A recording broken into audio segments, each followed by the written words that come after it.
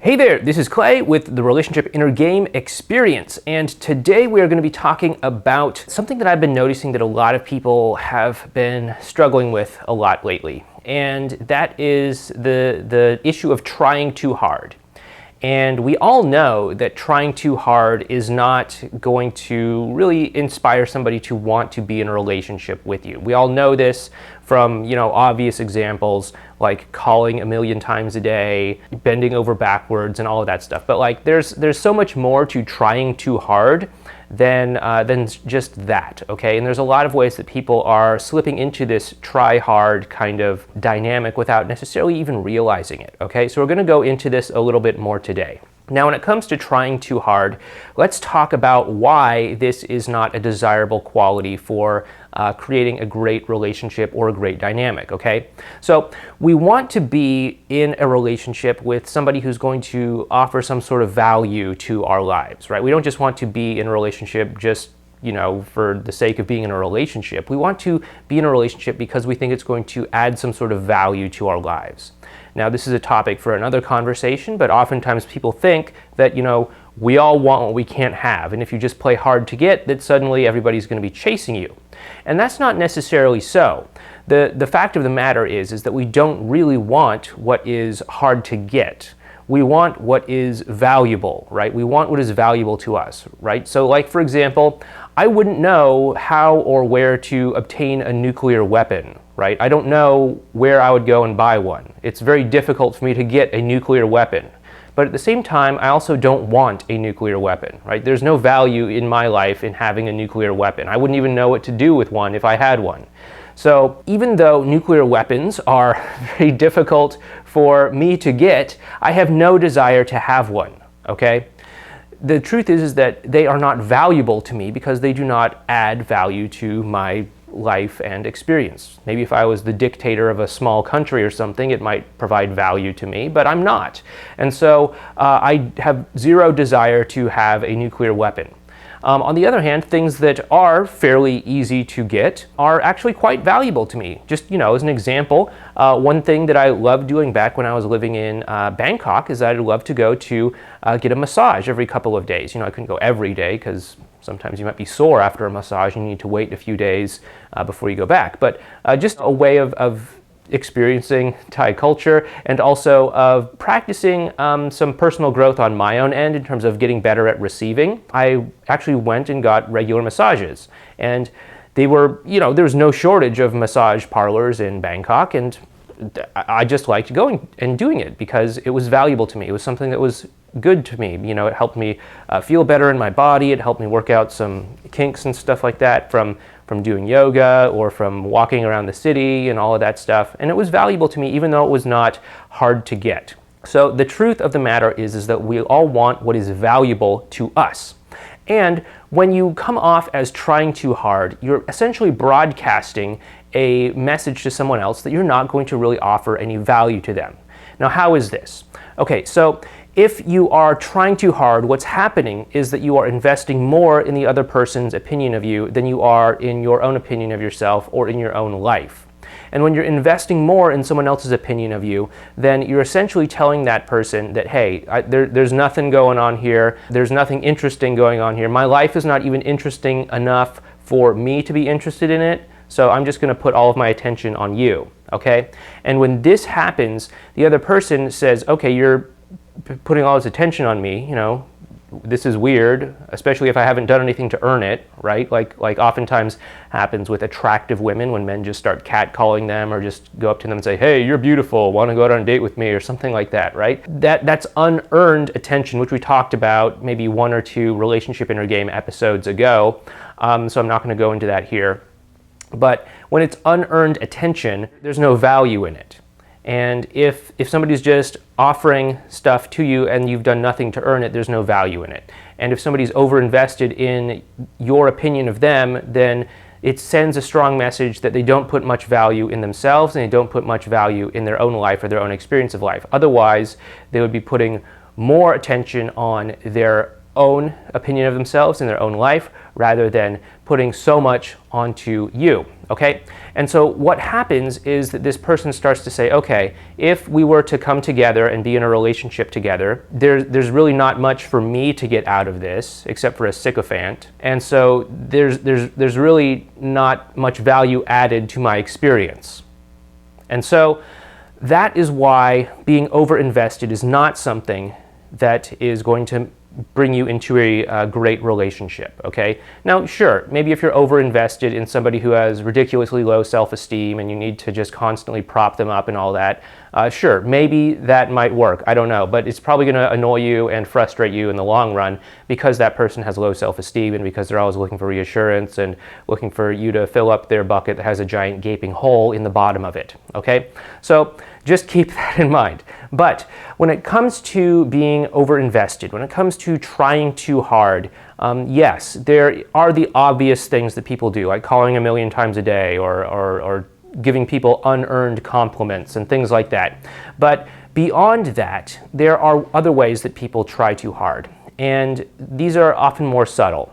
So for example, people may try too hard when they try to constantly project a certain energy, a certain presence, a certain persona out to the world around them, maybe of always being happy or something along those lines, right? Or having it all together.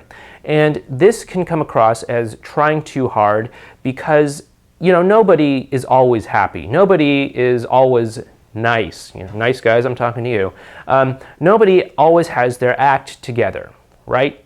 And this comes across as trying too hard because we all know on some level, even if it's not consciously, we all know that everybody has an imperfect life, that everybody is dealing with their own whatever that they're dealing with. Everybody has their own good days and bad days. Everybody has their own ups and downs. And we all know this. But when we put across this perfectly polished veneer of a person, of a mask, an act, so to speak, what's coming across is that we're hiding something, that we're not being genuine, and that we're trying hard to get the other person to think that our life is perfect. And oftentimes what also happens when we put on this act is that we lose all relatability, right? Because it's our imperfections that allow people to connect with us. You know, maybe you heard that in a fortune cookie or something, but let me tell you a little bit more about how that really works out, okay?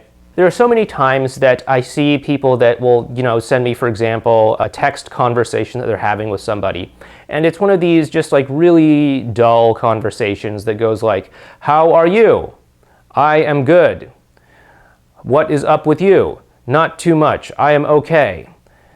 What's new with your mother? She is good.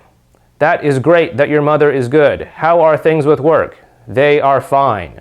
I'm glad that things are fine with work." And you know, it's just one of these conversations where it's like, yeah, there are words going back and forth, but there's absolutely nothing being communicated, okay? There's no substance there whatsoever. It's just this dry, lifeless thing. And that's because nobody is actually willing to put any skin in the game when it comes to sharing their experience, right? And this is often a form of overinvestment because you're worried, you're overinvested in the other person's opinion of you, which is causing you to be worried about sharing something that might be a little bit dangerous or risky, right? Saying something like, "Hey, I'm actually having a bad day," or "Hey, I don't know, just some sort of like little inside joke or something like that, right? Just kind of blurting out some opinion or something like that that really shares who you are, something that's unique, something that really puts your personality, your way of being on the line. And so people often have these very polished, very scripted, very dry, very bland conversations or interactions that never go anywhere. And what I'm telling you is that this is not the way to create a great dynamic, a great relationship, or a great connection. This is not going to help you. This absolutely is not going to take you where you want to go. What is going to help you is if you're willing to drop that act of coming across as perfect, having it all together, or whatever it might be, and being willing to just be open and honest and real about it, right? So here, let me give you an example. Let me just practice this myself. So in a couple of days, my wife and I are going to go to a little town on the Washington Peninsula. It's called Port Townsend. We're going to go for a couple days just to, you know, get away and enjoy some time out of the city. And we're doing this thing I guess people do these days called a baby moon, right? So if you've been following me for a while, you know that my wife and I are about to have a baby girl, right? And so there's this thing that apparently people do called a baby moon, where before they have their first child, they'll go and have one last nice little trip together, right? And as two single people without a child. And so we're just gonna go and do it, right? We're gonna experience it, because it will be our last experience, our last trip together as single people without a child. And you know, sure, maybe at some point in the future we can drop her off at grandma's house or something like that and go out somewhere for a weekend. But you know, I don't think it's going to be the same. You know, you're gonna have to check and be like, oh, is she okay? All that stuff. This is gonna be like the last time we're just gonna be able to be, you know, free spirits wandering around and all of that stuff. And yeah, I'm kind of looking forward to it. You know, I haven't really left the house much this year. It's been mostly just kind of preparing for baby stuff, just kind of getting some work done, just keeping our head down. And so it's going to be good, I think, for me to get out of the house, step away from just the day-to-day repetitiveness of life. I mean, there's nothing wrong with repetitiveness. I actually like routine a lot, but it's fun to travel. You know, if you've been following me for a really long time, you know that my wife and I have been, you know, we're kind of travel bugs, right? We spent some time last year in Spain. We did a whole lot of traveling in 2016. We went throughout Europe and went to visit one of our team members for her wedding in Sri Lanka. That was really cool. And even the year before that, we just lived in Asia for like an entire year, which was amazing. And so I mean, there's like tons of stories I can tell you, but I don't want to bog you down with all of that stuff. but yeah, even though it is just a small little trip to just a little town that's maybe a couple hours away from here, it's going to be fun. It's going to be good to just kind of step out into the unknown and to just practice seeing things in a new way, just explore a little bit. And I think that traveling and getting out there is great for helping you drop your expectations, helping you let go of the way things can be, and just to really feel into and see and explore and kind of just see what's out there, right? Without any sort of agenda. And that's one reason I'm kind of excited for this. Not because I'm expecting to have some sort of like crazy wild time in Port Townsend, but just because it might maybe remind me a little bit about some of the experiences that we've had in the past, and just jog that maybe one last time before we are actually, you know, real life parents. So that's what we're going to be doing pretty soon for the Mother's Day weekend. It's kind of my Mother's Day gift to my wife, because, you know, I mean, she's not really a mother yet, but kind of a mother. So we're going to be doing that. We're going to be doing the baby moon thing. So anyway, that's like my example of sharing. And you know, sure, it's nothing super weird or nothing super extreme or anything like that, but it's also not any of this polished, scripted stuff where it's like, we are going away, it's going to be fun, it's going to be great, I can't wait for the beach and the margaritas, or anything like that. You know, there's something real, there's something substantial to it. And sure, maybe it's not the best example in the world, but hey, you know, it's where I'm at right now. When it comes to all of this overinvestment stuff, you want to be more invested in your own experience of yourself and your own experience of your own life than you are in someone else. Because when you are more invested in yourself and in your own life, you're sending a broadcast out to the world that your life is important to you, that your life is something that's worth living, and that if somebody else wants to spend time with you, date you, be in a relationship with you, interact with you, they are going to have some sort of value added to their life by stepping into your world, by becoming a part of your world, rather than them just kind of taking you in and letting you glom on to whatever's going on in their life, right? That's not much of an added value for them. It might be an added value for you, but it's not much of an added value for them.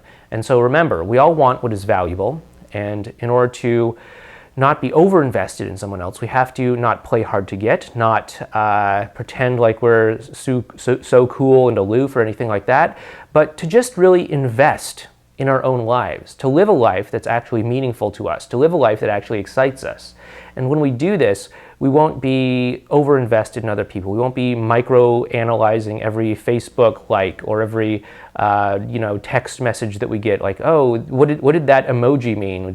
That was like the winky face emoji. Is that like a flirty wink, or is that like a hey, I know something wink, or like what is that? Like, we don't have to get caught up in all of that stupid BS. You can just focus on living your own life and creating connections that matter, and just sharing who you are in the world without being over-invested in someone else's experience. Okay, so with that being said, let's go and let's talk about the questions that people who are enrolled in the Modern Love Association have this week. These are for people who are enrolled in our courses, who are members of the Modern Love Association, who are actively working on improving their ability to connect with people through cultivating advanced relational skills, through dating, through relationships, through all of that sort of thing.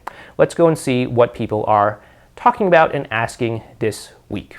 Okay, our first question is from Reyes. Reyes writes in and says, "Hi, Clay. I have another question regarding rebound situations. I hope it helps the other listeners as it will help me. I think rebounds are one of the most challenging situations, both of 5 stages, because it is, for us, a constant challenge to our mental state and our conviction, regardless of what is going on there. At the same time, it is a constant challenge to our ex's limiting beliefs, their riding the dragon stage, and also the decoy strategy. He was dating her when we first met, and as we connected and fell into deeper connection, he says he wishes he never dated her, that he met me first, that he didn't know there was a criteria before, and he decided to end the relationship after a few months because he wants to be together with me. He says he sees a future with us and that is something he doesn't see with anyone else, that he would never get back together with her. She made the breakup public, I guess very public. He felt guilty and that pressured me. It all got too real too fast, even though we were very happy together. I was very cold to him in public and made him feel unwanted. He was badly affected by my coldness and felt his priority shifting away from me. We fell apart. We decided to reconnect, but I backed away a lot from Crisis Point because I arbitrarily thought that it shouldn't go so well so fast. He also started seeing his ex again. He is going out publicly with his ex now, even though he doesn't acknowledge a status and is hot and cold in his behavior. It feels to me he is convincing himself about her when we are connecting still, and once we were fireworks across the table when he is still holding her hand. He asked me to give him a few weeks. When the rebound is an ex of our ex with whom he ended things with to be together with us, does the decoy strategy still apply, even though it is a greater challenge to our ex to choose us over our old us because it isn't also her versus her old self? Okay, Reyes, so when it does come to situations that involve a rebound, or basically when your ex is dating somebody else and you want them to date you, there is this thing called the decoy strategy that people that are enrolled in the X Solution program are, employing in situations where it requires it. But the decoy strategy essentially involves comparing the version of yourself that you are now, that's able to connect with your ex, that is able to employ advanced relational skills and cultivate them and use them to have a strong emotional connection with somebody else, versus the version of you that your ex broke up with. And it's true that your ex's ex, the person that they were dating in before you, in your case, Reyes, and who they are, I guess, currently dating right now, might also be demonstrating some degree of change. I don't think that your ex's ex, or your ex's rebound, as you might say, is actually taking the time to cultivate advanced relational skills, right?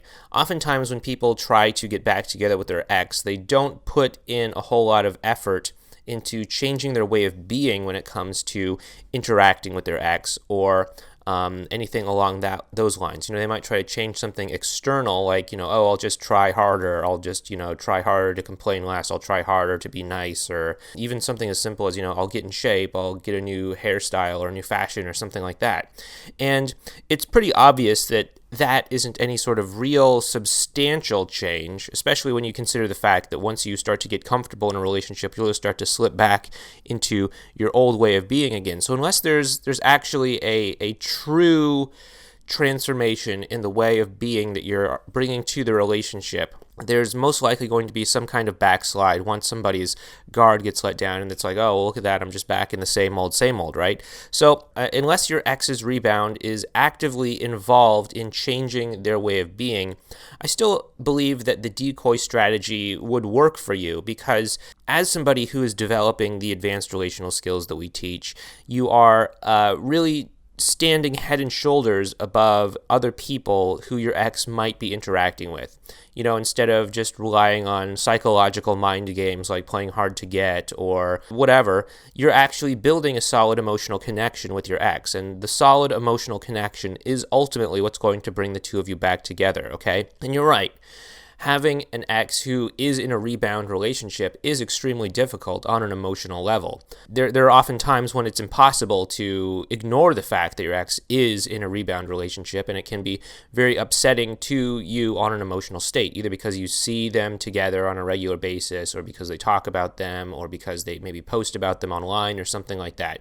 And so that's why it's really, really extremely important that you focus on centering yourself, grounding yourself, and doing a lot of the things that you need to do that we talk about inside of our course and trainings and all of that, to really make sure that you are able to bring the best of yourself to the interactions, that you're not just kind of, holding your breath and, trying to, quote, be good, or trying to, quote, get your act together or something like that, but actually, changing your way of being where you can be okay with uncertainty. You can be okay where it doesn't necessarily seem like things are going the way that you want, because you know that you're investing in something that's more helpful in the future, which is the quality of the emotional connection, right? You don't need somebody to just dump the person they're dating right now today and start making out with you. That'd be nice, sure, but you don't need to do that, because you know that when you're starting to build this emotional connection, it's mostly going to consist of small moments, small moments where you're sharing an inside joke, small moments where you're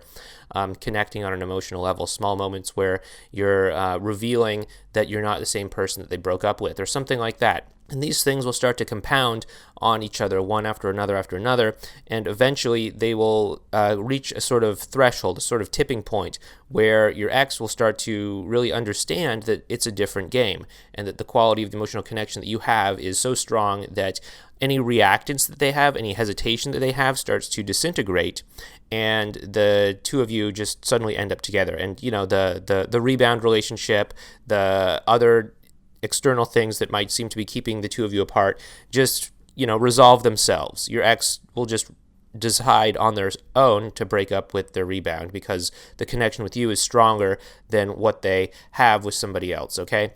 So really, when it comes to this whole, does the decoy effect still work if they're a rebound as well too, and all that, I wouldn't worry about that as well, because it's just really overthinking things. And when you overthink things too much, you start to lose focus on what actually matters, which, of course, again, is the quality of the emotional connection.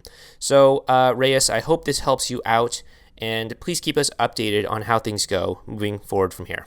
Okay, our next question is from Evie. Evie writes in and says, "Hi Clay, I can't seem to handle not knowing whether my ex is seeing other people. My fear keeps me thinking about it and looking for evidence of it. Sometimes I might see things that suggest that they are seeing other people, but there is no certainty in that, because I know that there isn't enough evidence to support my fear.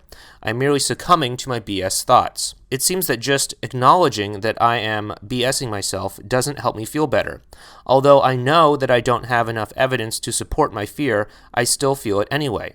Sometimes I feel like I need to know in order to stop myself from fearing it, and thinking about it all the time. I don't really want to know, though, as it would be devastating for me if my fears were confirmed. Perhaps I have a limiting belief about whether progress can still be made if our exes do see other people, especially as my ex is always over me and wouldn't be jumping into a rebound.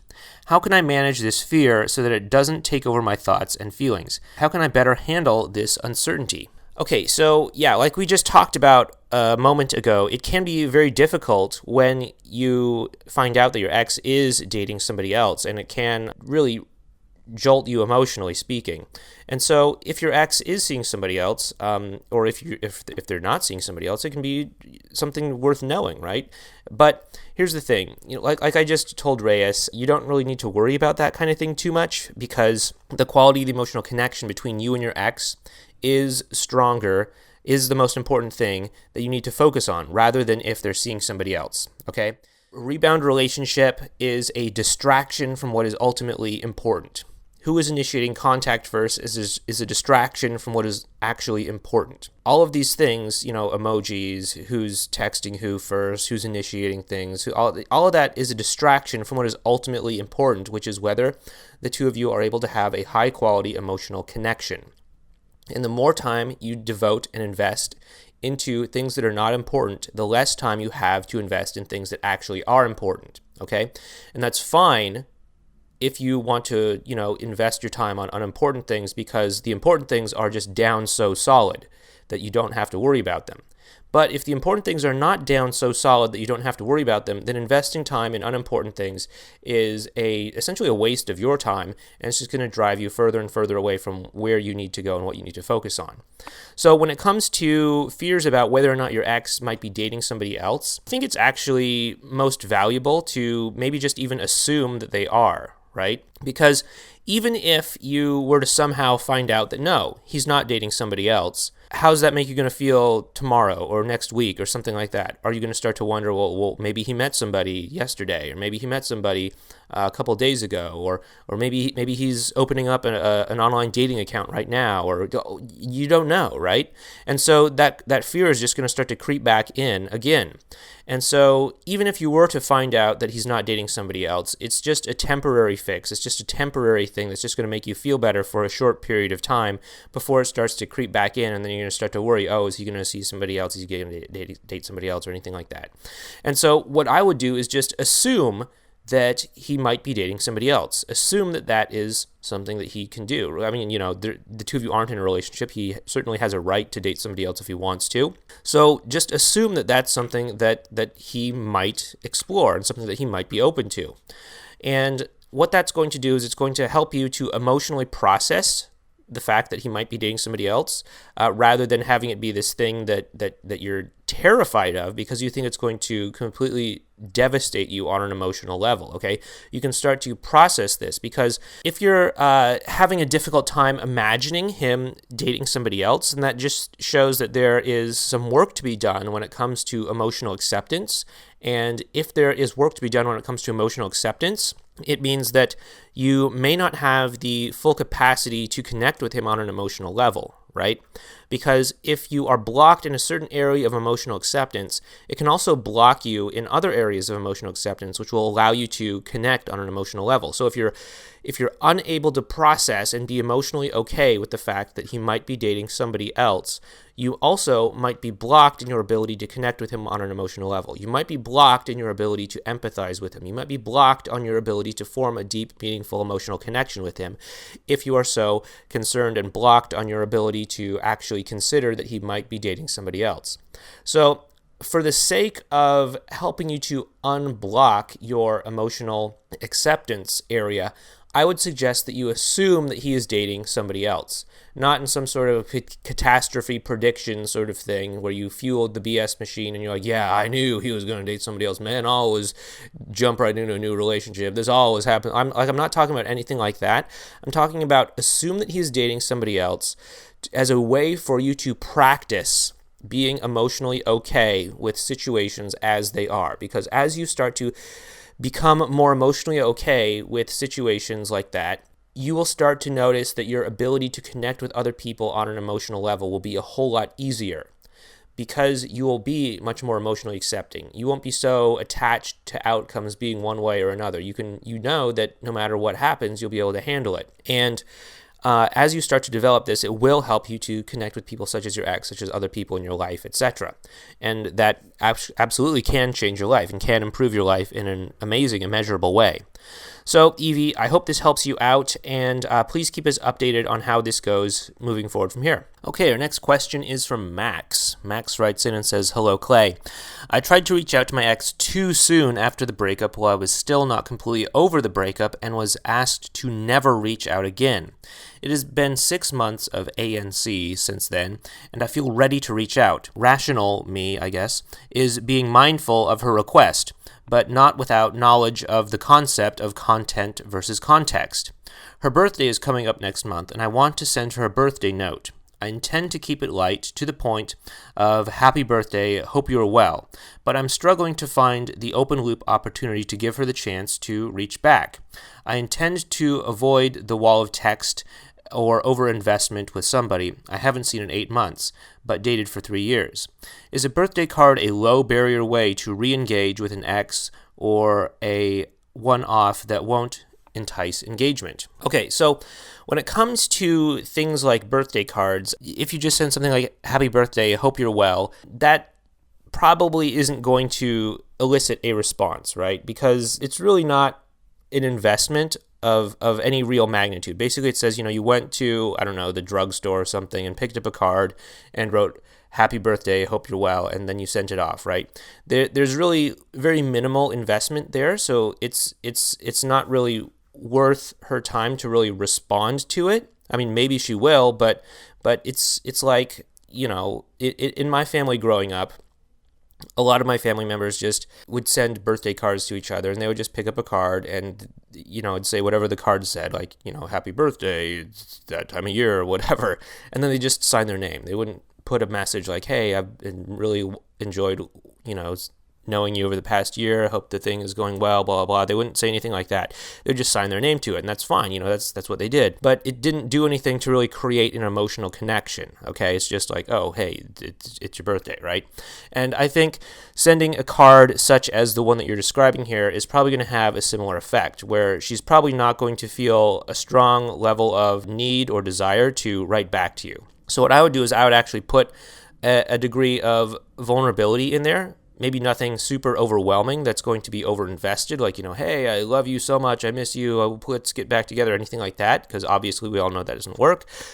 But what I would do is have some sort of warm moment. Maybe you could share a memory, or I don't know, something like that. Just something like, "Hey, happy birthday. I always remember that time on your birthday when you did whatever," or something like that. Just something as simple as that, where it just shows that you were thinking about her. It shows that you're not just some guy that picked up a card at a store and wrote your name on it, but that you actually thought about her for a little bit. And you put some time to put in a warm memory of some sort that caused her to, maybe smile or something like that. And you don't have to necessarily have an open loop. You can if you want to, but as long as it contributes to an emotional interaction that is uplifting and rewarding for her, then it's going to start to recontextualize interacting with you in her mind and allow her to start to see it as a positive experience rather than something that she needs to permanently wall out forever, okay? So that's what I would recommend when it comes to sending a card on someone's birthday. Okay, so I hope that helps you out, Max, and please keep us updated on how things go moving forward from here. Okay, our next question is from Sean. Sean writes in and says, "Hi, Clay. I'd like to know a few things. Number 1, what should I be focusing on during a first date, and how to avoid looking for signs if she is still into me?" What I would focus on during a first date is the quality of the emotional connection that you're actually able to have with one another. Okay, that's more important than signs or anything like that. Usually people look for signs because they're unable to actually feel the emotional connection, because they're emotionally numb, and so they're looking for clues or something that would indicate that there's some sort of emotional connection because they can't feel it, right? It'd be like if you couldn't feel if your hand was on a hot stove or something, so you had to look for signs that you put your hand on a hot stove, like, oh, hey, is that the smell of burning flesh? Or, hey, is that, stove like red hot? Or, hey, is my hand suddenly, have these scorch marks on it or something? Like, if you had the ability to actually feel the emotional connection, you could just put your hand on the stove and be like, ooh, wow, that's hot, and just like pull it away. But if you don't have the ability to feel the emotional connection, you have to look for signs. But what you should be focusing on is a quality emotional connection. Question number 2, how should I handle if the breakup topic comes up? If the topic of the breakup comes up when you're meeting up with your ex for a first date, sure, talk about it. You don't want to seem like you're awkward or something like that and unable or unwilling to talk about the breakup. I wouldn't make a big deal about it. I wouldn't make a big ordeal about it. You can talk about it. You can own what you did wrong. You can deal with it in a mature, responsible way. Own what you did wrong. Don't blame them. Don't turn this into like some sort of rationalization conversation where it's like, oh, well, you weren't so perfect either because, obviously you did the thing when I was doing the other thing and it's equal your fault. Like, don't do that. Just listen to where your ex is coming from. Try to understand where your ex is coming from because, again, this isn't about trying to argue a point, prove somebody wrong, prove yourself right, defend yourself, apologize or anything like that. This is really an opportunity simply to just listen to where the other person is at on an emotional level and to connect on that emotional level. Because again, as the question for answer number 1, question number 1 was, the most important thing is the quality of the emotional connection between you and your ex or between you and somebody else. So if the topic of the breakup comes up, stay connected on that emotional level. Stay connected to where your ex is on an emotional level. Meet your ex where they're at on an emotional level and understand it, okay? Don't try to defend yourself. Don't try to attack them. Don't try to rationalize something. Don't try to, turn it into some sort of conversation about trying to get back together. Simply just listen to where they're at on an emotional level. Listen to where they're at, hear them out, and all of that. This is all stuff we talk about in the emotional acceptance section of the ESP course. So definitely review that before your date. I think that would help you out. Maybe even do some of the exercises in that lesson to help you kind of get in the right mindset. Your third question is, should I apologize for my behavior that led up to the breakup, even when I believe that it was not my fault 100%? Well, if you don't believe it was your fault, then don't apologize, okay? There's nothing worse than like a fake apology. So don't do that. If you don't think that there was anything that you did wrong, then don't apologize, okay? But you have to stay focused in on the emotional connection. You have to stay focused on the emotional connection rather than trying to, rationalize, well, I am technically right and you're technically wrong or anything like that, because that's just gonna take a shit on the emotional connection and it's gonna drive the two of you further away. So what I would do instead, stay focused on how your actions impacted your ex on an emotional level. Stay focused on that rather than if you were right or if you were wrong, okay? Because, it's one thing to say, I am sorry even though I don't feel it. I'm sorry if you think that I was lying to you even though I wasn't lying. That's different than maybe a situation where you might say something like, when I said that, I didn't think that I was lying to you, and that's definitely not what I wanted you to take away from that. I'm really sorry that I hurt you,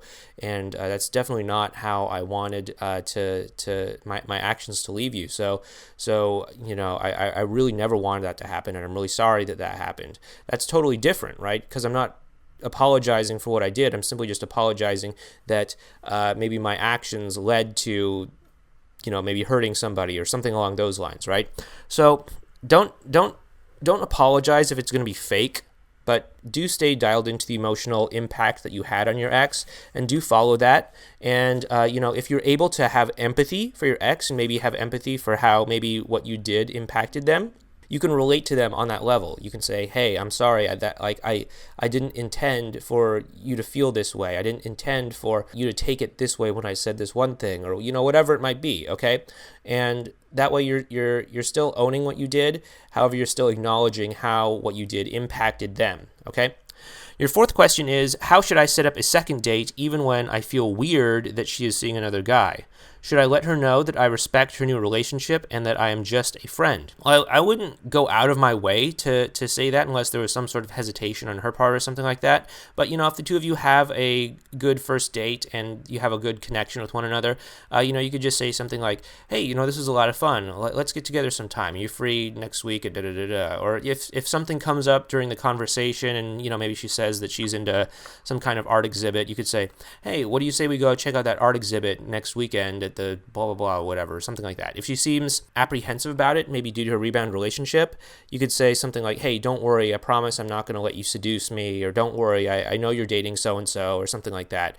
And that might help to keep her mind at ease so that she doesn't feel as if it's her responsibility to manage you and her rebound partner or anything like that. But if she's aware that you are aware that she's in a new relationship, And that can put her mind at ease so that she starts to feel a little bit more open emotionally to interact with you and to go out on perhaps a second date with you, okay? You go on and say, thank you for your feedback so far.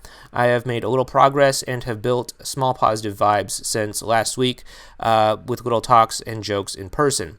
This is her last week at the clinic. I have asked her to catch up for ice cream next week, and it still feels like she is reluctant, but has agreed so far to meet up next week.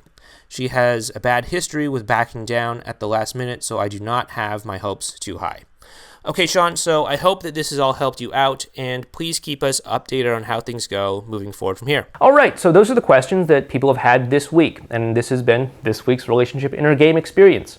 Anyway, I hope this has all made sense to you. I hope that you are not over-investing in other people, either individual people or people as a general, like women in general or men in general or something like that. And please, if you've liked this, please go ahead and give us a thumbs up. Go ahead and subscribe to the channel so that you can be notified when we have our next Relationship Inner Game Experience.